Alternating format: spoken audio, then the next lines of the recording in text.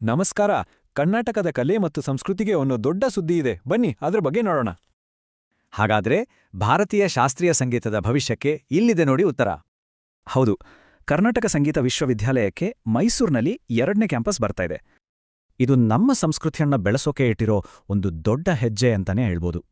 ಈ ಹೊಸ ಸುಸಜ್ಜಿತ ಕ್ಯಾಂಪಸ್ ನಿರ್ಮಾಣದ ಒಟ್ಟು ವೆಚ್ಚ ಸುಮಾರು 9.75 ಕೋಟಿ ರೂಪಾಯಿ.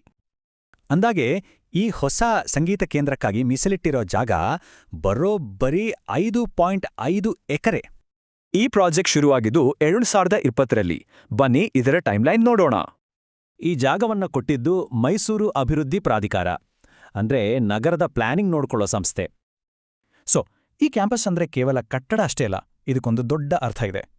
ನಮ್ಮ ಸಾಂಪ್ರದಾಯಿಕ ಕಲೆಗಳನ್ನ ಉಳಿಸಿ ಬೆಳೆಸೋಕೆ ಇದು ಒಂದು ಭದ್ರ ಬುನಾದಿ ಹಾಕಿಕೊಡಲಿದೆ. ಹಾಗಾದ್ರೆ ಈ ಹೊಸ ಕ್ಯಾಂಪಸ್ನಿಂದ ಯಾವೆಲ್ಲ ಹೊಸ ಕಲಾವಿದರು ಹುಟ್ಕೊಳ್ತಾರೆ ಅನ್ನೋ ಕುತೂಹಲ ಇದ್ದೇ ಇದೆ.